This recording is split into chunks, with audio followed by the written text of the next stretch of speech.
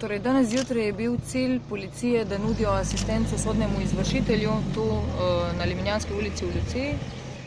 Vendar so policisti zgodaj zjutraj zavarovali območje, vendar so okrog 8. ure dobili informacijo, da ta gospa v stanovanju sedi pravzaprav na jeklenki. To je situacijo spremenilo in sicer tako, da so ugotovili, da obstajajo razlogi za obstoj suma kaznivega dejanja povzročitve splošne nevarnosti. Situacija se je tako spremenila in sicer so zavarovali širše območje, hkrati so tudi evakuirali vse prebivalce tega bloka tukaj in vključili seveda pogajalce. Ta trenutek je pogajalec na svojem delu in sicer skuša razrešiti situacijo tako, da ne bi bilo več ogrožanja varnosti. Ni pa namen, da bi zdaj policija not udrla in nudila asistenco izvršitelju? Pravzaprav ni več asistence izvršitelju. Ta trenutek se obravnava kaznivo dejanje.